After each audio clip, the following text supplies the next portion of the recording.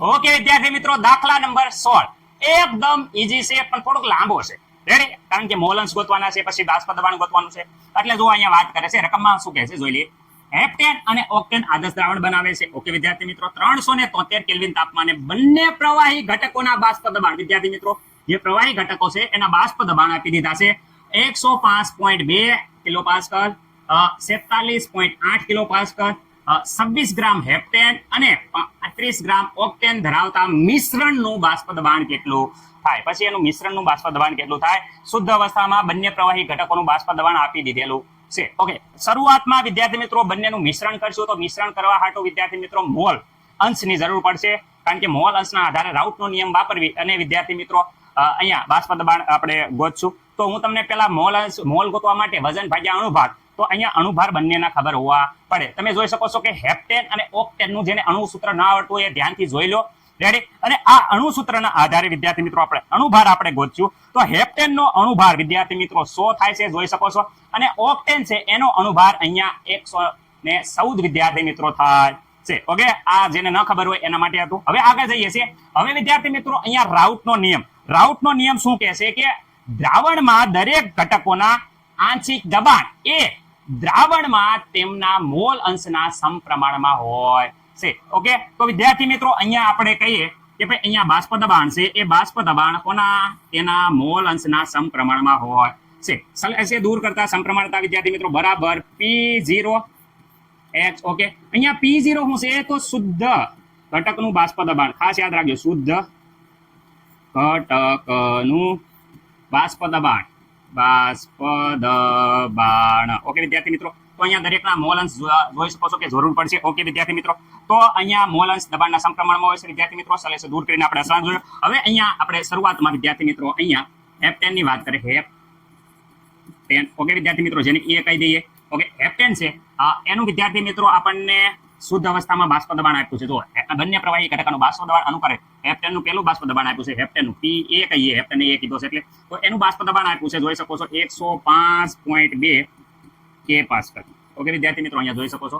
Okay, એવી જ રીતે વિદ્યાર્થી મિત્રો ઓક્ટેનની વાત કરે, ઓક્ટેન જેને આપણે બી કહીએ વિદ્યાર્થી મિત્રો, તો એનું શુદ્ધ અવસ્થામાં બાષ્પ દબાણ અહીંયા આપી દીધું છે. જોઈ શકો છો કે ઓક્ટેનનું બાષ્પ દબાણ અનુક્રમે જો અહીંયા રહ્યું. ઓકે વિદ્યાર્થી મિત્રો, કેટલું છે જેને ઓક્ટેન આપણે બી ધાર્યો છે. ઓકે, તમે ગમે લઈ શકો, તમને તમારી મરજી. ઓકે, 8 કિલો પાસ્કલ આપણે બી લીધો છે, તમે ગમે લઈ શકો, ધારવામાં ગમે ધારીએ કઈ. ઓકે, હવે આગળ વાત કરે, વજન આપ્યું છે હેપ્ટેનનું વજન. તો હેપ્ટેનનું વજન WA બરાબર વિદ્યાર્થી મિત્રો કેટલા ગ્રામ આપ્યા છે? 26 ગ્રામ. ઓકે, 26 ગ્રામ. ઓક્ટેનનું વજન આપ્યું છે 35 ગ્રામ. WB બરાબર બધાને ખબર છે કેટલા છે? 35 ગ્રામ. ઓકે વિદ્યાર્થી મિત્રો, અણુભાર તમને હજી મેં હમણાં જ કીધો કે અહીંયા હેપ્ટેન છે એનો અણુભાર વિદ્યાર્થી મિત્રો કેટલો છે? 100 ગ્રામ પ્રતિ મોલ. ઓક્ટેન છે એનો અણુભાર વિદ્યાર્થી મિત્રો હમણાં આપણે જોયો 114 ગ્રામ પ્રતિ મોલ. રેડી? ઓકે, હવે વિદ્યાર્થી મિત્રો આપણે ખાસ કરીને પેલા આપણે મોલ ગોતવાના છે.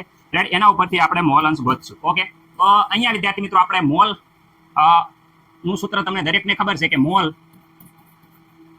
N બરાબર વિદ્યાર્થી મિત્રો મોલ જેને N કહેવાય, વજન ભાગ્યા અણુભાર. ચલો, વજન ભાગ્યા અણુભાર. ઓકે, પહેલા આપણે ગણતરી આની હેપ્ટેન માટે કરીએ. હેપ્ટેન જેને વિદ્યાર્થી મિત્રો A કીધા છે, Na બરાબર વિદ્યાર્થી મિત્રો શું થાય?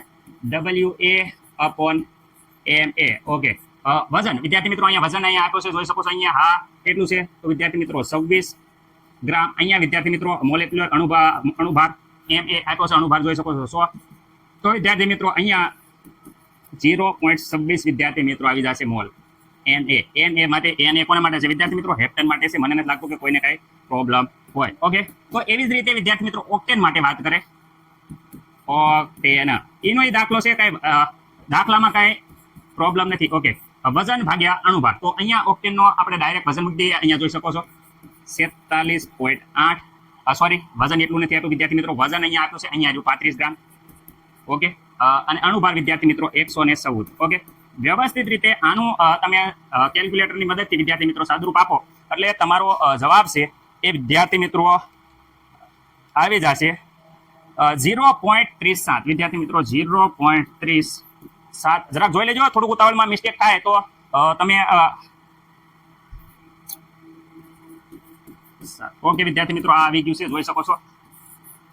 બીજા. હવે અહીંયા મોલ અંશ ગોતવાના છે. મોલ અંશ વિદ્યાર્થી મિત્રો, મોલ અંશ પહેલાના મોલ અંશ એટલે XA. ઓકે, હેપ્ટેન માટે XA બરાબર બધાને ખબર છે NA, હેપ્ટેનના મોલ ભાગ્યા કુલ મોલ. કુલ મોલ એટલે NA વત્તા NB કુલ મોલ. રેડી? NA વિદ્યાર્થી મિત્રો, NA બરાબર જોઈ શકો છો 26, 0.26 સોરી હો. ઓકે, NB અને NA નું બંનેનો સરવાળો એટલે 0.26 વત્તા 0. વિદ્યાર્થી મિત્રો 307. ઓકે વિદ્યાર્થી મિત્રો, તો આનું આપણે વ્યવસ્થિત રીતે સાદરૂપ આપો તો આનું સાદરૂપ વિદ્યાર્થી મિત્રો કંઈક આ પ્રમાણે થાય છે. અહીંયા જવાબ આવે છે 0. ઓકે, અહીંયા જવાબ આવે છે વિદ્યાર્થી મિત્રો, જરાક જોઈ લીધો તમે પણ 0.5458. ઓકે વિદ્યાર્થી મિત્રો, આ આવી ગયો છે આપણને X. ઓકે, આમાં મને નહીં લાગતું કે કોઈને કઈ પ્રોબ્લેમ હોય. ઓકે સર, અમને ખબર પડી ગઈ. પણ કુલ મોલની વાત કરીએ તો આપણને બધાને ખબર છે કે બંને ઘટકોના મોલ અંશનો સરવાળો કેટલો થાય? 1 થાય. ઓકે, તો આપણે XA મળી ગયો છે તો XB ગોતવો હોય તો XB બરાબર 1 માઇનસ વિદ્યાર્થી મિત્રો XA, કારણ કે મોલ અંશનો આ સૂત્ર દરેકને યાદ હશે. મેં કીધું હતું કે બંને ઘટકના મોલનો સરવાળો છે ને 1 થાય, તો 1 માંથી બાદ કરી દો તો આપણે ડાયરેક્ટ બીજો મળી જાય. NB બરાબર વિદ્યાર્થી મિત્રો અહીંયા ખાસ ધ્યાન રાખજો 1 માઇનસ XA બરાબર અહીંયા જોઈ શકો છો કે 0.458. ઓકે, 1 માંથી તમે 0.458 વિદ્યાર્થી મિત્રો બાદ કરશો તો આપણે આવશે 0.542. જરા જોઈ લેજો વિદ્યાર્થી મિત્રો, કંઈ બાદ બાકીમાં લોસા હોય ઉતાવળે આંબા ના પાકે, પણ પતાવશું. રેડી? કંઈક લોસા હોય તો વિદ્યાર્થી મિત્રો જોજો. બંનેના મોલ અંશ મળી જાય તો વિદ્યાર્થી મિત્રો બંનેનું હવે દબાણ ગોતવાનું રહેશે. હાલો, પહેલું વિદ્યાર્થી મિત્રો આપણે હેપ્ટેન માટે કરીએ. Heptane A. ઓકે, તો આ સૂત્રમાં આપણે અહીંયા આ સૂત્ર જે હતું આ સૂત્ર એના આધારે આપણે કરીએ તો P બરાબર PA બરાબર વિદ્યાર્થી મિત્રો શું છે? P0A into XA. ઓકે વિદ્યાર્થી મિત્રો, ચલો હવે વિદ્યાર્થી મિત્રો બધી કિંમત મૂકીએ. P0A અહીંયા જોઈ શકો છો, P0A અહીંયા આપેલું છે, જોઈ શકો છો. હેપ્ટેનનું બાષ્પ દબાણ શુદ્ધ અવસ્થામાં ઓકે 0.5. અહીંયા વિદ્યાર્થી મિત્રો XA જે અહીંયા ગોત્યું, અહીંયા જોજો XA જોઈ શકો છો અહીંયા આવ્યું છે ગુણ્યા 0.400 ને વિદ્યાર્થી મિત્રો 58. આ બંનેનું સાદુરૂપ આપશો એટલે PA આવી જશે વિદ્યાર્થી મિત્રો. તો અહીંયા આવે છે 48.18. તમે તમારી રીતે વિદ્યાર્થી મિત્રો થોડુંક કેલ્ક્યુલેટર કરી નાખજો. એકમ વિદ્યાર્થી મિત્રો જે હતો એ જ રહેશે, કયો છે? K pascal. તો અહીંયા પણ K પાસ્કલ. તો વિદ્યાર્થી મિત્રો આ મળ્યું PA. આવી રીતે PB ગોત નાખો તો વિદ્યાર્થી મિત્રો PB કરી નાખો તો અહીંયા આવશે P0B ready into XB. Okay, આ સૂત્રના આધારે મૂક્યું છે. અહીંયા B મૂકો, B બધે BB નું આવશે. ઓકે, તો વિદ્યાર્થી મિત્રો આ થઈ જાય છે, કોનું થઈ જાય છે?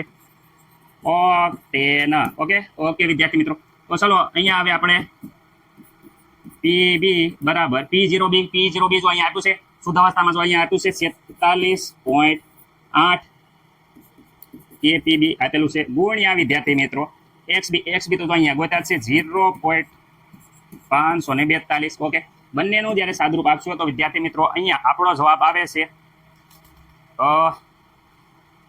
25.32 વિદ્યાર્થી મિત્રો. રેડી? 25.32. ઓકે, જરા ઉતાવળે ભૂલ થઈ હોય તો વિદ્યાર્થી મિત્રો એક વાર તમારી રીતે કેલ્ક્યુલેટરમાં જોઈ લેજો. ઓકે, દર પહેલું કહું છું કારણ કે મારે અમુક વાર ગણતરી ખોટી થઈ જાય.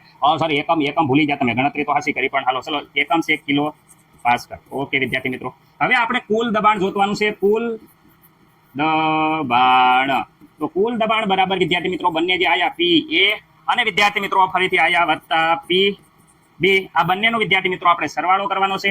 તો PA બરાબર ઉપર જોઈ શકો છો અહીંયા જે આયા એ કેટલા આયા? તો વિદ્યાર્થી મિત્રો 48.18. ઓકે સર, વત્તા અહીંયા આયા 25. વિદ્યાર્થી મિત્રો 32. ઓકે, તો આ બંનેનો સરવાળો કરો તો વિદ્યાર્થી મિત્રો આવે છે 73.54. વિદ્યાર્થી મિત્રો જોઈ શકો છો 73.54 એ પણ કિલો પાસ્કલ.